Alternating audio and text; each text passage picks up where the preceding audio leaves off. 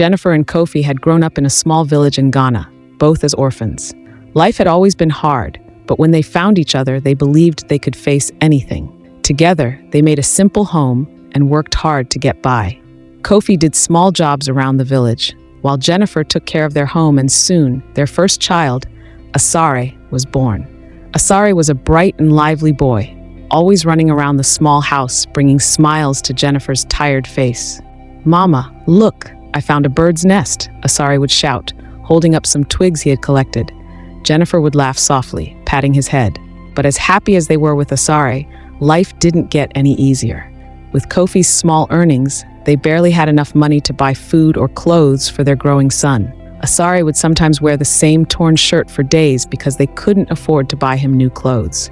"Things will get better, Jennifer. I just need to find more work," Kofi would say, his face lined with worry. Jennifer would nod, but inside, she felt the weight of their struggles. Then, after a few years, their second child, Belinda, was born. Asari was 5 years older than his little sister, and he quickly took on the role of protector. "I'll help take care of her, Mama," he declared with a grin, cradling baby Belinda in his small arms. Life, however, remained tough. The family's small house felt even smaller with the new baby, and food seemed to run out faster. Jennifer would sometimes sit outside in the evenings, watching the sky turn orange and pink, thinking about how they could make things better for their children. One day, Mrs. Ofori, a wealthy woman from a nearby village, visited their village to hire a nanny. Jennifer heard about it and knew it was her chance. She went to see Mrs. Ofori, her heart pounding with both hope and fear.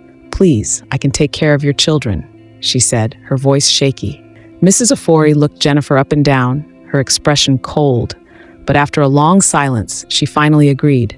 The pay wasn't much, but it was enough to buy food and clothes for Asari and Belinda. Every day, Jennifer walked to Mrs. Ofori's house, taking care of the wealthy children while thinking about her own back at home. It hurt her to be away from them, but she knew it was the only way they could survive. Kofi, meanwhile, was always searching for ways to improve their situation. He worked hard, taking on any odd job he could find in the village, fixing fences, helping farmers, or even cleaning. But his heart longed for more. He wanted to provide a better life for his family, and he knew staying in the village wouldn't give them that chance. "Kofi, are you thinking about the city again?" Jennifer asked one evening as they sat together outside their small house. She could see the look in his eyes. "I've heard there's work in the city," Kofi said, his voice filled with hope. "If I can go there, I can earn more money for us, for Asari and Belinda." Jennifer's heart sank. She didn't want him to leave, but she knew they couldn't keep living like this. They were barely getting by, and their children deserved a better life. "But how will we manage without you?" she asked quietly, glancing at Asari and Belinda playing in the dirt nearby. "I'll send money back, Jennifer. It's our only chance," Kofi said, his eyes pleading. "We can't keep living like this." Jennifer sighed and nodded. "Then we'll save for your trip," she agreed. From that moment on, they became even more frugal. They cut back on everything they could, saving every coin in a small wooden box that sat in the corner of their home. For 3 months, Jennifer and Kofi worked harder than ever. They bought only the bare necessities, going without whenever they could. Asari and Belinda noticed the changes, but being children, they didn't fully understand the struggle their parents were going through. "Mama, why can't we have bread today?" Asari would ask. "Not today, Asari," Jennifer would say softly, her heart heavy. "We're saving for something very important." Finally, after months of scraping and saving, they had enough money for Kofi's trip to the city. The day Kofi was set to leave, the family gathered outside their small home. Asari held onto Kofi's leg, looking up at him with wide eyes. "Papa, when will you come back?" Kofi knelt down and ruffled Asari's hair. "Soon, my boy. I'll come back with good news, and things will be better for all of us." Belinda, too young to understand, clung to Jennifer's dress, looking at her father with innocent eyes. Jennifer tried to hold back her tears, but they welled up anyway. She hugged Kofi tightly. "Be safe, Kofi. We'll be waiting for you." "I'll write as soon as I can," Kofi promised. He hugged his family one last time and turned toward the road, carrying nothing but a small bag and the hope that his journey would change their lives. As Jennifer watched him walk away, a deep sense of worry settled in her heart. She knew this trip could either be their salvation or lead to even more hardship. But she also knew that Kofi was doing it for them, for their children. As the sun set on their small village, Jennifer held Asari and Belinda close, knowing they would have to be strong until Kofi returned. Kofi's journey to the city was long and tiring. The bustling streets, tall buildings, and crowds of people made him feel small and out of place. His first days were hard, but after days of searching, Kofi eventually landed a job as a cleaner for a wealthy heiress named Isabel. She wasn't just another rich woman in the city. Isabel was the only daughter of a wealthy businessman who had passed away a few years earlier. When her father died, Isabel inherited all his properties and businesses, making her one of the richest women in the city. Kofi had never seen such wealth before. The mansion was huge, with tall gates, shiny floors, and furniture that seemed to sparkle. It was a world far removed from his life in the village. Still, Kofi remembered why he had come to the city: to provide for his wife, Jennifer, and their 2 children, Asari and Belinda. Every month, Kofi sent letters back home regularly. In his letters, he wrote about his new job and promised to send money as soon as he could. He missed his family, especially Asari and Belinda, but he worked hard and saved every bit he could to send back to them. For a time, he felt proud that he could provide for his family, even from afar. However, as Kofi spent more time in the mansion, he began to notice the luxury surrounding him. The fine clothes, expensive jewelry, and grand parties that Isabel hosted made Kofi dream of a different life, one where he wasn't struggling to survive. Isabel, always elegantly dressed, would often pass by him as he cleaned, barely noticing his presence. But soon, that began to change. One day, while Kofi was cleaning the grand staircase, Isabel stopped to speak to him. "You've been working hard," she said with a soft smile. "I appreciate that." Her words were simple, but they made Kofi feel special. From that moment, Isabel began to notice him more. She would greet him warmly, sometimes even stopping to chat about her day, her travels, and the business deals she managed. She found Kofi easy to talk to, and soon their conversations grew longer. Kofi, drawn to her beauty and wealth, began to see her in a different light. The letters to Jennifer became less frequent, and before long, they stopped altogether. Kofi's focus had shifted. He was no longer thinking about sending money back to the village. He was thinking about Isabel and the comfortable life he could have with her. She was kind to him, always offering him extra pay for his hard work and giving him small gifts. Kofi saw an opportunity. If he could win Isabel's heart, he could leave his poor life behind and live in comfort and wealth. It wasn't long before Kofi began charming Isabel. He complimented her, listened to her stories, and made her laugh. Isabel, lonely despite her riches, found herself drawn to Kofi's attention. Soon, their relationship turned into love, and Kofi realized he had a decision to make. He could no longer keep living 2 lives, one as a cleaner with a family in the village, and another as a man loved by a wealthy heiress. Kofi told Isabel that he was an orphan who had come to the city to seek a better life, and she believed him. She knew nothing of Jennifer, Asari, or Belinda. Kofi knew that if his family found out about his new life, everything would come crashing down. Desperate to hold on to the comfort and wealth he had found, he devised a cruel plan to cut ties with his past. He decided to fake his death. At first, Kofi didn't know how he could pull it off, but then he remembered a local man in the city who could be easily bribed. Kofi paid the man to write a letter to Jennifer, claiming that Kofi had died in a tragic accident while working in the city. The man, who was unaware of Kofi's real plan, agreed to deliver the letter to Jennifer.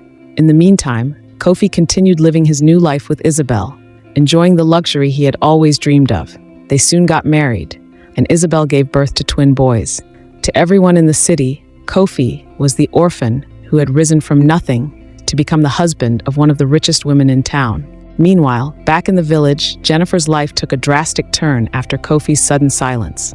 For months, she had received letters and money, and though she missed her husband, she believed he was working hard for their future in the city. But as time went on, the letters stopped coming. Jennifer waited anxiously, staring at the road every day, hoping to see the postman with news from Kofi. Days turned into weeks, and weeks into months. The money also stopped coming. Jennifer's heart grew heavy with worry as uncertainty gnawed at her. What could have happened to him? She asked herself every night as she put Asari and Belinda to bed. The children missed their father, and Asari, though still young, began to ask questions Jennifer couldn't answer. She tried to keep hope alive, but the silence from Kofi only deepened her fears. Then came the day when Jennifer received the letter that shattered her world. She couldn't believe what she was reading. The love of her life, the father of her children, was gone forever. The news of Kofi's death hit her like a blow she wasn't prepared for. Her heart broke into pieces, but she knew she couldn't fall apart. She had to be strong for her children, Asari and Belinda, no matter how much her heart ached. Every day since the letter arrived, Jennifer felt the weight of her new reality pressing down on her. There was no longer a father to rely on. The family's survival rested on her shoulders alone. The little money Jennifer made as a nanny barely covered the necessities. She took on extra work whenever she could, cleaning houses, doing laundry, or helping in the fields. Yet, no matter how hard she worked, it always felt like there wasn't enough. Often, she skipped meals so Asari and Belinda could eat. Some nights, her stomach ached from hunger, but she never let the children know. Asari, the eldest, noticed the burden his mother carried. He had just turned 10, but he was mature beyond his years. Life's harshness had forced him to grow up quickly. While other children played in the village, Asari stayed by his mother's side, helping with the household chores or looking after Belinda. He knew his mother was struggling, and he silently vowed to do whatever he could to help her. "Mom, you need to rest. I can take care of Belinda tonight," Asari would say gently, his eyes full of concern. Jennifer would smile at him, brushing a tear from her cheek, and whisper, "You're such a strong boy, Asari. I'm proud of you." But deep down, Jennifer felt guilty. Asari was too young to bear such responsibility. He should have been outside, laughing and playing like other children his age, but life had been cruel, and Jennifer knew they didn't have the luxury of ease. The villagers often whispered about Jennifer's misfortune. Some pitied her, while others suggested she find a new husband. "It's not good for a woman to live alone like this," they would say. But Jennifer refused to listen. She had loved Kofi with all her heart, and even though she believed he was gone, she couldn't imagine replacing him. Her focus was on her children, on surviving for them. As the years passed, Asari grew into a responsible and hardworking young boy. At just 16, he felt like the man of the house. He could see the strain on his mother's face, the lines that had deepened over time, and the way her hands had become rough from work. It hurt him to see her suffer. And one day he made a decision. "Mom, I think it's time I stopped school," Asari said one evening after dinner. "I need to learn a trade. If I can become a carpenter, I can help support the family." Jennifer's heart sank at his words. "Asari, no. I want you to stay in school and get an education. That's what your father would have wanted," she pleaded, her voice trembling. But Asari was firm. "Mom, we can't keep going like this. I see how hard you work. It's not fair for you to do this alone. I'm old enough to help now. Please, let me do this." Jennifer burst into tears, unable to hold back her emotions. She had always wanted more for Asari, a brighter future than the one she had. But looking into his determined eyes, she realized he was serious. He wasn't a little boy anymore. Life had made him grow up too fast. Reluctantly, Jennifer agreed. The next day, Asari began his training with the local carpenter, a kind old man named Mr. Kofi, who had been working with wood for over 40 years. Asari threw himself into his work, learning quickly and dedicating himself to helping his family. Back at home, Jennifer continued to work as hard as ever, but she found comfort in knowing that Asari was trying to make their lives better. Belinda, now 11, was still too young to understand fully, but she admired her brother's commitment. Asari's maturity didn't go unnoticed by the villagers. "That boy is growing into a fine young man," they would say. "He's doing what most grown men should be doing for their families." But even as they praised him, Jennifer couldn't shake the sadness in her heart. She wanted her children to have a better life, a life free from struggle and hardship. And though she had accepted Asari's decision, she knew the weight of their family's situation would always hang over them like a cloud. As night fell, Jennifer often lay awake, staring at the ceiling, wondering what the future held. At the workshop, Asari's hands were quick and steady as he worked with the wood, shaping it into fine furniture under the watchful eye of Mr. Kofi, the village carpenter. His dedication and skill didn't go unnoticed, and soon the news of his talent spread beyond the village. One day, while Asari was finishing a chair, a man named Mr. Mensa, a wealthy businessman, passed by the workshop. Mr. Mensa was overseeing a big construction project in the village, and he needed good carpenters. He stopped to watch Asari at work, noticing the precision and care the boy put into each piece of wood. "Who made that chair?" Mr. Mensa asked, stepping into the workshop. Asari stood up and wiped his hands on his apron.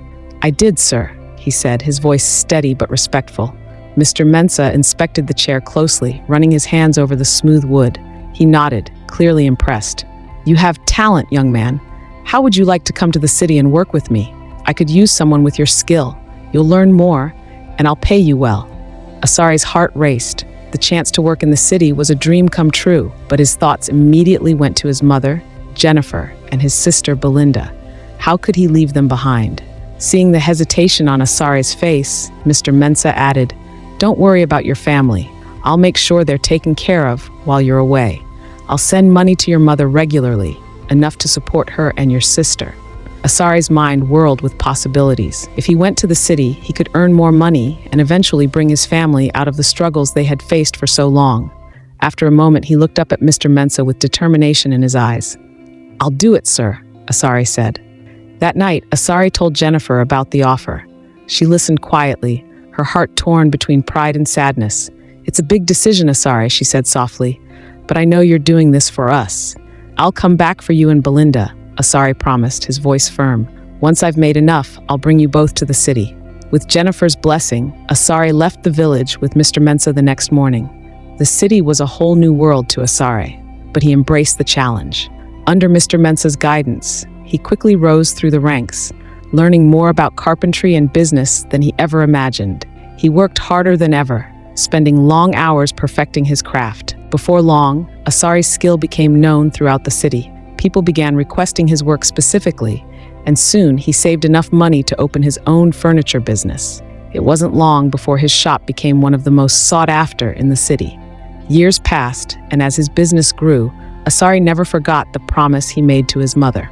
One evening after a long day at work, Asari sat down and wrote a letter to Jennifer, telling her the good news. "I'm coming to bring you and Belinda to the city. Our time of struggle is over." When Jennifer received the letter, she cried tears of joy. She had prayed for a better life for her children, and it seemed her prayers had finally been answered. The next week, Asari returned to the village, driving a small truck he had bought with his earnings.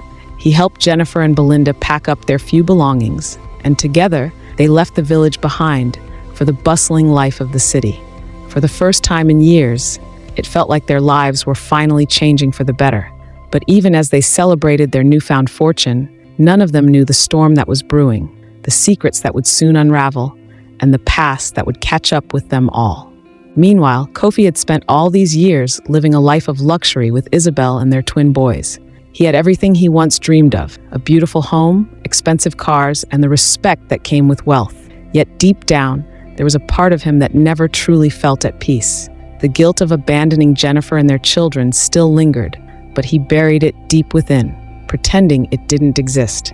Isabel knew Kofi as a hard-working man who had come from nothing and made something of himself. She loved him and their boys, unaware of the secrets he was hiding. To her, Kofi was a kind man who had lost his family at a young age. She had no idea about Jennifer, Asari, or Belinda, and Kofi intended to keep it that way. One sunny afternoon, Asari, now a successful carpenter and businessman, was walking through a busy marketplace in the city. He was on his way to meet a client when, out of the corner of his eye, he spotted a familiar figure. He froze, staring at the man who looked so much like his father. "No, it can't be," Asari thought to himself. "Father is dead." He tried to shake off the feeling, but his heart pounded in his chest.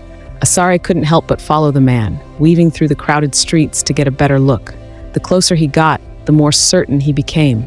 This man wasn't just a stranger. It was Kofi, his father, who was supposed to be dead. Asari's mind raced with questions. How was his father alive? Why had he never returned to the village? And why was he living here, pretending to be someone else?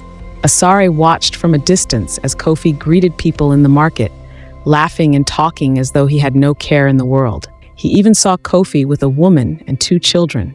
The sight of them made Asari's stomach twist with anger. His father had abandoned him, his mother, and Belinda to live a new life in the city, leaving them to struggle alone. Asari clenched his fists, the betrayal cutting deep. "He's been alive all this time," Asari whispered to himself, "and he never came back for us." For days, Asari followed Kofi, gathering evidence. He watched him interact with his new family and live the life of a wealthy man. Every time he saw Kofi laugh with Isabel or play with his twin boys, Asari's anger grew. He couldn't believe the man who had caused so much pain to his mother and sister was living so happily without a single thought for them. One evening, after gathering enough proof of Kofi's deceit, Asari decided it was time to confront him. He wasn't going to let his father get away with this. The man who had faked his own death and left them in poverty would finally face the truth. He approached Kofi as he was leaving a restaurant with Isabel and the twins. Asari took a few steps forward, approaching them, his jaw clenched, eyes burning with the weight of years of anger and betrayal. "Kofi," Asari called out, his voice steady and sharp. Or should I say, "Dad?" The word dripped with bitterness. Kofi turned, startled by the sound of his name. His eyes widened when he saw Asari standing there. For a moment, he looked like he had seen a ghost. "Asari?" Kofi's voice trembled. He had never expected to see his son again, especially not here in the city. What are you doing here?" "I should be asking you that," Asari replied, his voice sharp. "You're supposed to be dead, remember?" Isabel looked from Kofi to Asari, confusion growing in her eyes. "What is he talking about?" she asked, her voice trembling slightly as she felt the tension in the air. Asari, his anger now boiling over, pointed at Kofi. "This man," he said, his voice rising, "is my father. He left my mother, my sister, and me to believe he was dead. We struggled, we suffered, while he lived this life of luxury with you." Isabel's face drained of color. Her gaze slowly shifted to Kofi, disbelief flooding her eyes. "Is this true?" she whispered. You had a family?" Her voice cracked, trembling with shock. Kofi stammered, trying to find words, but nothing he said could undo the damage. "Isabel, please, I can explain." But Isabel wasn't listening anymore. She looked at Asari, then back at Kofi, and without another word, she turned and ushered the children away. "I don't want to hear another word from you," she spat, her voice now cold with rage. "You left your family to suffer. You lied to me for years. I thought I knew you, but you're nothing but a coward." Her voice echoed through the busy street, her words sharp like daggers. As Kofi watched her leave, the reality of his situation hit him hard. He was losing everything. Asari, feeling a mixture of anger and sadness, turned and walked away, leaving Kofi to face the consequences of his actions. As soon as they got home, the tension was unbearable. Isabel couldn't stop pacing, her mind spinning with disbelief. "How could you do this to me, to us?" she asked, her eyes red from crying. Kofi sat on the edge of the couch, his head in his hands. He had no answers. His lies had finally caught up with him, and the guilt was crushing. Isabel could barely look at him. That night, Isabel was inconsolable, her mind spinning with the revelation that had shattered her world. "How could I have been so blind? I've been living a lie all these years," she sobbed, her hands shaking as she hugged herself tightly. She had loved Kofi, trusted him with her heart, and now that trust had been shattered into a million pieces. The next morning, after a sleepless night, Isabel made her decision. She filed for divorce immediately and booked a one-way ticket abroad, taking the twins with her. She wanted a fresh start, far away from the man who had deceived her. But before she left, Isabel made sure Kofi wouldn't get a single penny. Everything he had gained from their marriage, the house, the money, the business connections, she took it all back. Kofi was left with nothing but the bitter taste of his mistakes. Meanwhile, Asari went home to do the hardest thing he had ever done, tell his mother the truth about Kofi. When Jennifer saw her son enter the house with such a grave expression, her heart sank. "Asari, what's wrong?" she asked, worry creeping into her voice. Asari sat down beside her and took a deep breath. "Mama, Kofi, he's alive," he said, his voice heavy with sadness. "He's been alive all this time. He left us, started a new life, and pretended we didn't exist." Jennifer's face drained of color as the words left Asari's mouth. What did you say?" she whispered, her voice barely audible. Asari explained everything. The years Kofi had spent living a lie, the family he had abandoned them for, and the confrontation that had just unfolded. Jennifer sat in stunned silence, her heart shattering all over again. She had mourned Kofi's death for years, believing he had died. Now, to find out that he had chosen to leave them, to live a new life without them, was more than she could bear. Tears streamed down her face as she tried to make sense of it all. "How could he do this to us, to his own children?" she sobbed, clutching her chest as if trying to hold the pieces of her broken heart together. Asari put his arms around her, holding her tightly as she cried. "I'm sorry, Mama," Asari said softly, "but we have to move on without him. We've been doing it all this time and we'll keep doing it. He's not worth our pain." Jennifer nodded through her tears, knowing deep down that it was time to let go of the past. Though the betrayal cut deep, Asari, Jennifer, and Belinda knew they had to move on. Over time, they found peace in each other. Asari's business continued to thrive, and he provided for the family, making sure they never had to struggle the way they once had. Jennifer, though deeply hurt, found solace in seeing her children happy and successful. Belinda went on to pursue her studies, fulfilling her dreams of attending university. Despite the pain their father's betrayal had caused, the family grew closer, leaning on each other for strength. They chose not to let Kofi's actions define their future, finding happiness in the life they built together. As for Kofi, his life took a steep, miserable turn. With Isabel gone and everything she had given him stripped away, he was left with nothing. The respect and admiration he once enjoyed vanished as the truth of his deceit spread. Friends turned their backs on him, and he lost his business, which had been built on lies and Isabel's wealth.